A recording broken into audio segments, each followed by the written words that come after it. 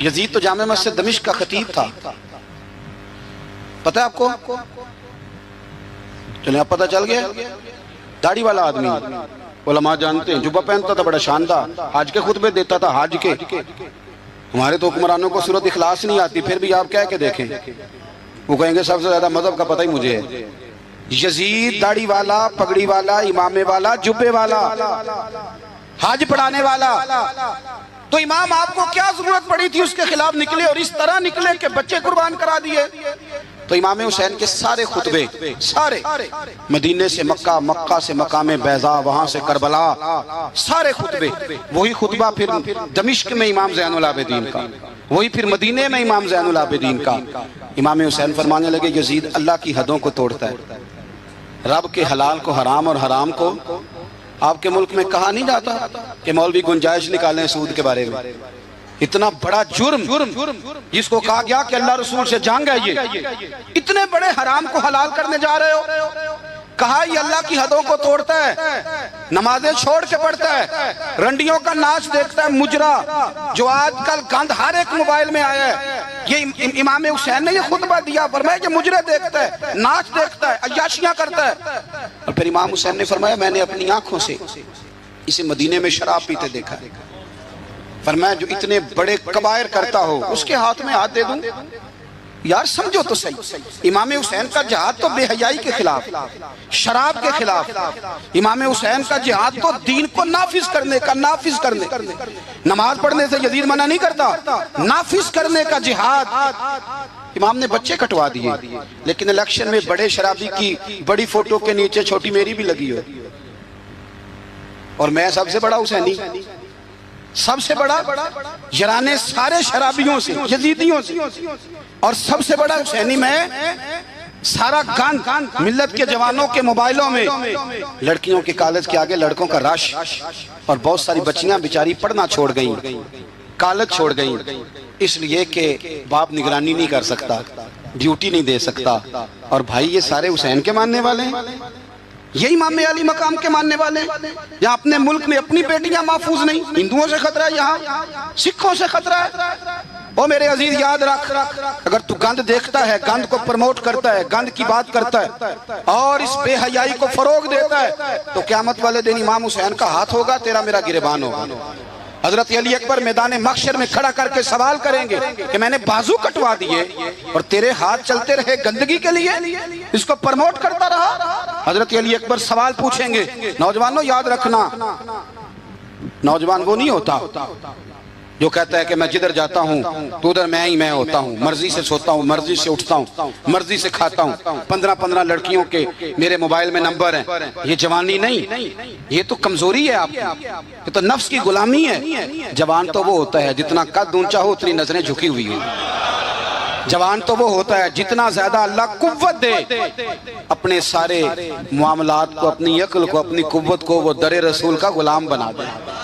محمد بن قاسم آئے یہاں لڑنے کے لیے، راجہ دہر سے مقابلہ، 17 سال کا نوجوان، کتنے سالوں کا؟ بول کے بتائیں۔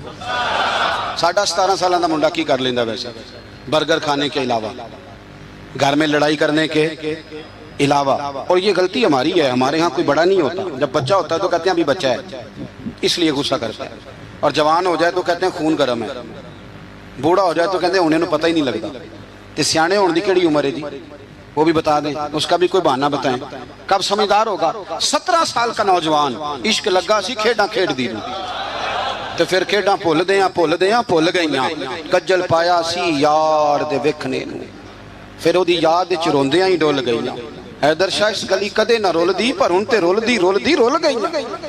محمد بن قاسم آئے تو ایک بزرگ نے دیکھا محمد بن قاسم بڑے پریشان ہے، کہنے لگے پتر خیر ہے،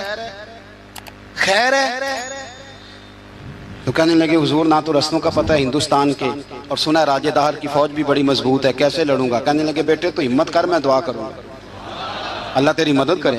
چند دنوں کے بعد وہ بزرگ پھر ملے تو محمد بن قاسم بڑے حشاش بشاش، تو بزرگ کہنے لگے آج بڑے حشاش بشاش ہو، خیریت ہے؟ تو محمد بن قاسم کہنے لگے حضور مجھے پتہ چل گیا ہے، 2 سے 2.5 گھنٹے لڑے گا راجہ دہر پھر بھاگ جائے گا، اس سے زیادہ میرے مقابلے میں ٹھہرے گا نہیں۔ کہا کیوں؟ کہنے لگے میں نے پتہ کرایا ہے وہ نظر کا گندہ ہے، انہیں معلومات کرائی ہیں، اس کی تو پھپھی کی، ماموں کی، خالہ کی، چچا کی بیٹی اس کی گندی نظر سے محفوظ نہیں، جن کے پیٹوں میں رزق حرام ہو اور آنکھوں میں بے حیائی ہو، وہ کبھی کسی میدان میں کھڑے نہیں رہ سکتے، 2 گھنٹے سے زیادہ کھڑا نہیں رہے گا۔ کہنے لگا حضور میں 17 سال کا نوجوان ہوں، یا میں نے کعبہ دیکھا ہے یا قرآن دیکھا ہے، اور جب دل زیادہ للچاتا ہے تو مصطفیٰ کی قبر انور کو دیکھا کرتا ہے۔ ہم نے باحیا زندگی رکھی ہوئی ہے اپنے مزاجوں میں۔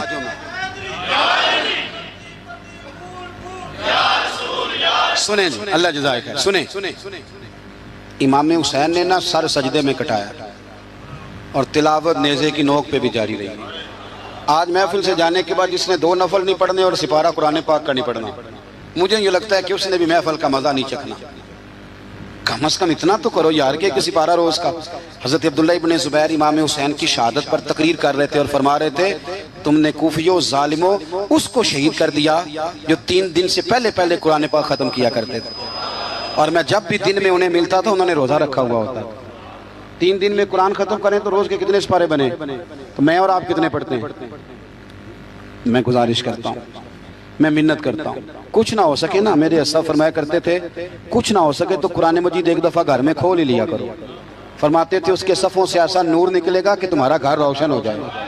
اسے کھول ہی لو، قرآن سے پیار کرو، اسلام سے پیار کرو، دین کو اپناؤ۔ بچے اس وقت نہیں نماز پڑھیں گے جب آپ گھر میں لیکچر دیں گے کہ نماز پڑھنا چاہیے۔ آپ مصلی بچھا لیں، 1.5 سال کا بچہ بھی آپ کے ساتھ کھڑا ہو جائے، اس کو پتہ کوئی نہیں نماز کیا ہے، پر ابا پڑھ رہا ہے تو وہ انشاءاللہ پڑھے گا۔ ماں سویرے قرآن مجید کھول لے، 3 سال کی بیٹی جس کو کچھ نہیں آتا وہ بھی سکاف لے کے نا اور سپارہ لے کے الف با تا سا پڑھے گی۔ او میرے بھائی، پھر وہ جب 3 سال کی بیٹی اپنے باپ کے لیے ہاتھ اٹھا کے دعا مانگے گی نا تو مجھے لگتا ہے اللہ رحمتوں کے سارے دروازے کھول دے گا۔ اس لیے اپنی زندگی کو سجائیں، سنواریں۔ محبتیں تقاضا کرتی ہیں کہ محبوب کو تحفے دیے جائیں، محبتیں تقاضا کرتی ہیں کہ محبوب کے لیے قربانی دی جائے۔ وہ عاشق جھوٹا ہوتا ہے جو محبت تو کرتا ہے قربانی کوئی نہیں دیتا، وہ ناکام عاشق ہوتا ہے جو محبت تو کرتا ہے پر محبوب کے لیے کوئی تکلیف برداشت نہیں کرتا۔ میرے رسول کریم علیہ السلام نے نا، ہمارے ہاں لوگ سمجھتے ہیں جی میں لاڈلا ہوں، جی بھئی کیا مطلب؟ کہتے ہیں میں لاڈلا ہوں، مجھ سے پیار بڑا کرتے ہیں۔ آپ کو پتہ ہے لاڈلا کون ہوتا ہے؟ نبی پاک صلی اللہ علیہ وسلم نے فرمایا میں اپنے رب کا سب سے زیادہ محبوب ہوں اور سب سے زیادہ تکلیفیں بھی مجھے ہی آئی ہیں۔ لاڈلا اس کو کہتے ہیں جس کو آنکھوں پہ بٹھایا جائے، کہ لاڈلا تو وہ ہوتا ہے جسے تکلیف سہنی پڑتی، جو آزمائش میں ہوتا ہے، جو اذیت میں ہوتا ہے، وہ لاڈلا ہوتا ہے۔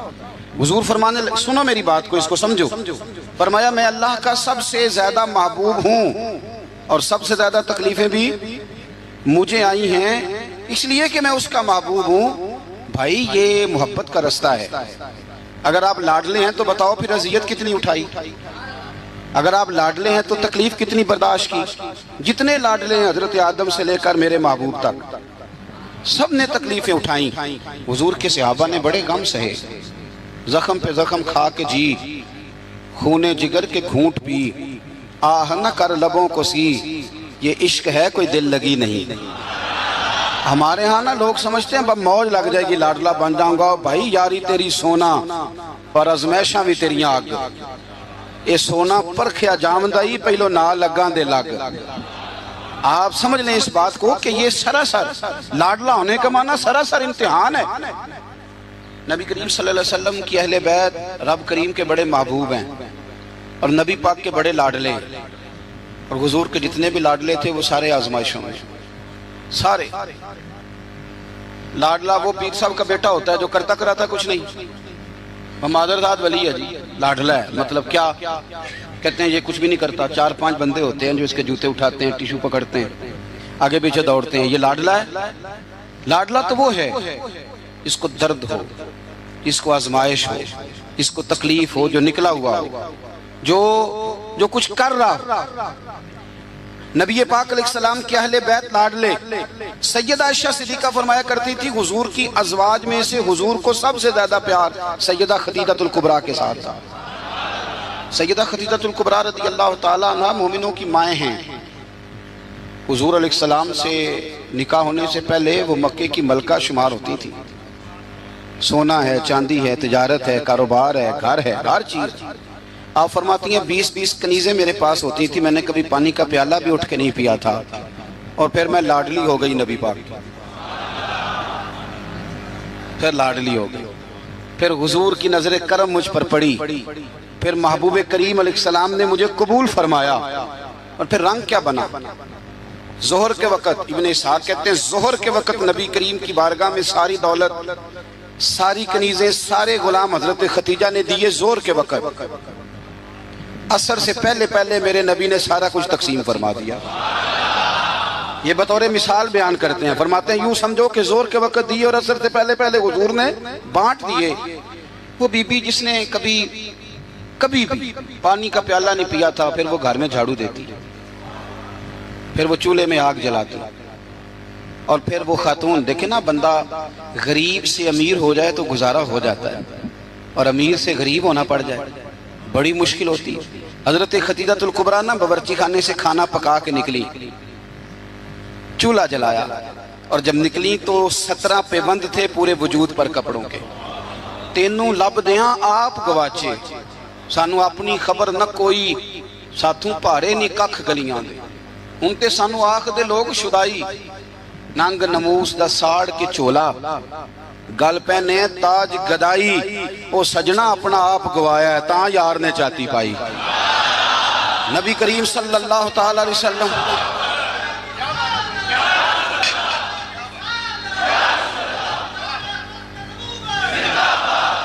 سنیں، حضرت ختیجہ نا کھانا پکا کے نکلی نبی پاک کے لیے. پرانا دوپٹہ، پیوند لگے کپڑے، ہاتھ کام کیا ہے تو ان پہ تھوڑی سی مٹی بھی لگ گئی. بی بی صاحبہ کھانا پکا کے جب لائی نا حضور کی بارگاہ، ادھر دیکھنا میری طرف، بارگاہ، یہ بیٹی کو سکھاؤ، یہ بیٹی کو، یہ دیسیاں بیویوں کو بتاتے ہیں، یہ بیٹی کو سکھاؤ. اسے پتہ چلے کہ جب عورت خود خامند کے لیے کھانا پکا کے لے جاتی ہے تو پھر اسے اعزاز کیا ملتا ہے. حضرت ختیجہ الکبریٰ وہ کھانا پکا کے لائیں، اور جب نبی رحمت علیہ السلام کے سامنے کھڑی ہوئی نا تو حضور غور سے چہرہ دیکھنے لگے، غور سے. حضرت ختیجہ عرض کرنے لگی حضور کیا دیکھ رہے ہیں؟ فرمایا ختیجہ دیکھ یہ رہا ہوں کہ آپ کے آنے سے پہلے پہلے جبریل امین آ گئے، اور وہ کہہ رہے تھے کہ یا رسول اللہ ختیجہ کھانا پکا رہی ہے، جب لے کے آ جائے تو اسے اس کے رب کا سلام کہہ دیجئے گا، اسے اس کے رب کا سلام دے دیں. کیوں؟ اس لیے کہ جب آپ قربانی دیتے ہیں، جب آپ احسار کرتے ہیں، جب آپ کچھ کر کے دیتے ہیں. میرے معاشرے میں، میرے زمانے میں میری طرح کے سینکڑوں لوگ ہیں جن کی موجیں لگی ہوئی ہیں، کیا کرایا کچھ نہیں، کچھ بھی نہیں. ہم نے نا دین سے کچھ لیا ہے، دیا نہیں، اور ہمارا آج بھی لینے کا شوق ہے، دینے کا نہیں. میں اگر روز میں کہتا ہوں روز کہ اسلام اور وہ لوگ فلانا بندہ خدمت نہیں کرتا، فلانا عزت نہیں کرتا، فلانا قدر نہیں کرتا، کوئی اگر مجھ سے پوچھ لے کہ صاحب آپ نے کیا دیا ہے، ہم روز دعائیں مانگ رہے ہیں، التجائے کر رہے ہیں، تعویذ لے رہے ہیں، مانگ رہے ہیں. اگر کبھی ہم اپنے دل کی عدالت لگائیں اور پوچھیں ہم نے مذہب کو کیا دیا، وہ 5000 روپیہ جو ہم مسجد میں دیتے ہیں نا، وہ بھی 25 جگہ پہ لوگوں کو خبر ہوتی ہے کہ دے دیا ہے. تو نے کوئی دکھ سہا مذہب کے لیے؟ کوئی پتھر کھایا تو نے دین کے لیے؟ کبھی کانٹوں پہ چلا تو مذہب کے لیے؟ کبھی تو آگے بڑھا؟ دین نبی دا بانگ یتیمہ رووے تے کرلاوے تے آکھے میں کتھوں لباں عمر بہادر، جڑا مینوں سینے لاوے. تو حال ہی کوئی نہیں، کوئی پوزیشن نہیں. جو لوگ تھوڑا بہت دین کا کام کر رہے ہیں، علماء اور مشائخ، ان پر بھی ہماری تنقید سانس نہیں لینے دیتی. وہ بھی ہمارے نزدیک شاید وہ مخلوق ہی نہیں جس سے ہم پیار کریں. ہم انہیں حصہ نہیں بنانا چاہ رہے معاشرے کا، کبھی ان سے انسلاک نہیں چاہ رہے. دوستو مذہب کو تو ضرورت ہے. میں سینکڑوں ایسے لوگوں کو جانتا ہوں جن کی بغل میں P H D, M Phil, M S C کی ڈگریاں ہیں، پر دین کی الف بات آسا کو نہیں جانتے. اور ہم کیا کر رہے ہیں؟ میری طرح کے بندے تقریریں کر رہے ہیں، وہ کہہ رہے ہیں لوگوں کو دیکھو جی قوم کتنی خراب ہو گئی، لوگوں کو جنازہ نہیں آتا. اگر کوئی مجھ کو کھڑا کر کے پوچھ لے کہ آپ نے کتنوں کو یاد کرایا ہے، اس کا کیا جواب ہے میرے پاس؟ لوگوں کو جی دعائے قنوت نہیں آتی تو بھئی آپ نے کتنوں کو یاد کرائی؟ بتائیے کتنوں کو آپ نے مغرب کے وقت، عشاء وقت بلا کے کہا بھائی ادھر آؤ؟ ہمارے ایک بزرگ تھے تو ان سے کسی نے کہا حضور دین کی تبلیغ کس طرح کرنی چاہیے؟ بندہ سادہ تھا، فرمانے لگے تجھے علمی ماحول میں نہیں سمجھاؤں گا، تیری زبان میں سمجھاؤں گا، دین کی دعوت، دین کا پیغام، دین کی تبلیغ کیسے کرنی چاہیے۔ فرمانے لگے کم از کم اسی طرح کر لیا کرو جس طرح کسی سے ادھار پیسے لیتے ہو۔ کس طرح لیتے ہیں بھلا؟ ٹیلی فون پہ کہہ دیتے ہیں 2 لاکھ دے جائیں، السلام علیکم بھائی جان آپ سے کام تھا، وہ کہتا بتاؤ، کہتے نہیں ٹیلی فون والا نہیں، بتاؤ کہاں ہو، وہ کہتا میں 1:30 بجے آؤں گا، کہتا میں 1:15 دروازے پہ کھڑا رہوں گا، پھر اس کے گھر پہنچ جاتا ہے، پھر جا کے اس دکھ سے اپنی کہانی سناتا ہے کہ شاید سامنے والا رو ہی پڑے، اور اکیلے میں۔ ایسے ہوتا ہے کہ نہیں؟ چلو نہ ہی کر دو، مجھے پتا چلے کہ ہوتا ہے کہ نہیں؟ اس دکھ سے داستان سنائے گا کہ رو ہی پڑے وہ، اور پھر قسمیں اٹھائے گا کہ بندہ بڑا اچھا ہوں، واپس بھی ٹائم پہ کر دوں گا۔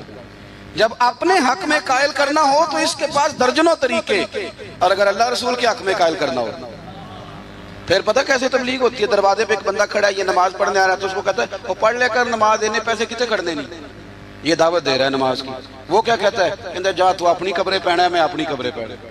اس طرح دعوت ہوگی دین کی، اس طرح پیغام پھیلے گا۔ یہ جب ہم نعرہ لگاتے ہیں نا تاجدار ختم نبوت زندہ باد، یہ عقیدہ ہے، یہ اسلام کی اساس ہے۔ اور آپ کو پتہ ہے جب آپ نے کہا نبی پاک آخری نبی ہیں تو پھر آپ کی ذمہ داریاں کتنی بڑھ گئیں، یہ پتہ ہے آپ کو؟ پھر آپ آرام سے گھر بیٹھ سکیں گے، پھر 10 گھنٹے کی نیند کریں گے، پھر آپ کے پاس ٹائم نکلے گا مری جانے کا، پھر آپ کے پاس وقت ہوگا کہ آپ جا کے کسی ہوٹل پہ ہوٹلنگ کریں۔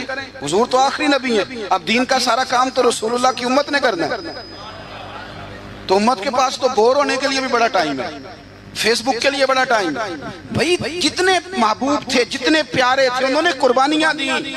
سیدہ طیبہ طاہرہ حضرت فاطمہ الزہرا، یارو کائنات میں اتنا پیار، حضور کی 4 بیٹیاں ہیں، یہ چھوٹی تھی، جتنا پیار میرے نبی نے سیدہ سے کیا ہے کا لوگوں اس کو الگ نہ سمجھنا، فاطمہ تو بدعۃ منی، یہ میرے جگر کا ٹکڑا ہے، میرے وجود کا حصہ ہے، الگ نہ سمجھنا۔ لیکن جتنی تکلیف حضرت فاطمہ نے اٹھائی ہے، توجہ ہے میری بات پر؟ کسی نے پوچھا بی بی صاحبہ گھر سے کب نکلی پہلی دفعہ، کب نکلنا پڑا؟ تو حضرت فاطمہ رو پڑی، فرمانے لگی میری والدہ وصال کر گئی تھی، جناب ابو طالب کا انتقال ہو گیا، مجھے کسی نے آ کے خبر دی کہ فاطمہ حضور حرم کعبہ میں سجدے میں تھے، اور کفار نے اونٹ کی وزنی اوجڑی، اونٹ کی اوجڑی وزنی ہوتی ہے، وہ لا کے حضور کے کندھے پہ رکھ دی ہے، مولا علی بھی مکے میں موجود نہیں، جناب صدیق اکبر بھی نہیں، تو فاطمہ چلو ذرا۔ تو حضرت فاطمہ کہتی ہیں چھوٹی سی عمر میں دوپٹہ اوڑھ کے، گویا برقع پہن کے میں گئی، اور فرماتی ہیں پھر جا کے میں نے رسول کریم کے سر اقدس سے اوجڑی اتاری۔ یہ شہزادی ہیں، یہ کائنات کی مالکہ ہیں، یہ جنتی عورتوں کی سردار ہیں، پر ان کی آزمائش تو دیکھو۔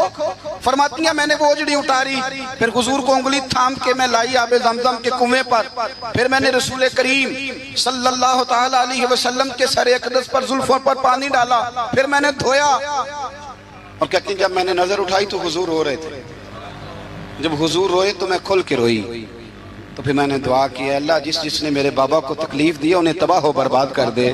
سیدہ فرمایا کرتی تھی جن کے لیے میں نے اس دن دعا کی تھی سارے بدر میں مارے گئے، بدر میں مارے گئے۔ ان کی تکلیف دیکھو، کون اتنا غریب ہے اس مجمع میں جس کی بیٹی اتنا کام کرے کہ ہاتھوں پہ چھالے پڑ جائیں؟ ہیں ویسے سب کی بچیاں دکھی، جس کو آپ ٹٹولیں گے وہی کہے گا دماد بڑا ظالم ہے، میری بیٹی تو لاڈوں میں پلی ہوئی تھی۔ ہے کوئی اتنا غریب جس کی بیٹی اتنا کام کرے کہ ہاتھوں پہ چھالے پڑ جائیں؟ پر سیدہ فاطمہ نے اپنے گھر میں مٹی گوند کے لیپا پوتی بھی کی، سیدہ فاطمہ نے چکی پیسی، چکی میرے ملک میں جس کو سزا ملتی ہے اسے چکی پیسنے پہ لگاتے ہیں، بی بی صاحبہ نے چکی پیسی، کہہ دیتے ہو سن لیتے ہو۔ کبھی پتہ ہے آپ کو کہ خاتون خامہ واشنگ مشین پر کپڑے دھوتی ہے تو رات کو کہتے ہیں 2 گولیاں لا دو پیناڈول کی، بڑی تھک گئی، وہ بھائی چکی پیس کے کھانا پکایا، اور ایک وقت کھایا تو ایک وقت بھوک کاٹی، اذیت اور تکلیف میں وقت گزارا۔ حضرت مولا علی کا جب نکاح ہوا تو اپنا مکان کوئی نہیں تھا، مسجد میں سوتے تھے، حضرت عرصہ بن نعمان کا مکان محبوب نے لے کر دیا، اس میں وقت گزارا، تکلیفیں ہیں، آزمائشیں ہیں، لیکن جب دین کو کچھ دینے کی باری آتی ہے، حضرت سیدنا سلمان فارسی فرماتے ہیں نبی کریم علیہ السلام کے پاس مہمان آیا تو حضور علیہ السلام نے فرمایا میرے گھر میں ظاہری طور پر کچھ نہیں، جاؤ کہیں سے پتہ کرو۔ جناب سلمان فارسی فرماتے ہیں میں حضرت علی کے دروازے سے گزرا تو مولا علی پوچھنے لگے خیریت ہے؟ میں نے کہا مہمان آیا ہے۔ توجہ ہے میری بات پر؟ سمجھ آ رہی ہے آپ حضرات کو؟ مہمان آیا ہے، اس کے پاس کھانے کو کچھ نہیں، تو کہتے ہیں میں مولا علی سے باتیں کر رہا تھا تو سیدہ فاطمہ اندر سن رہی تھی. کہنے لگی علی انہیں روک لو، انہیں روکو. تو مولا علی پلٹ کے کہنے لگے فاطمہ 4 دن سے تو بچوں نے کچھ نہیں کھایا. فرمایا ان کی خیر ہے، مہمان کے لیے میرے پاس ہے.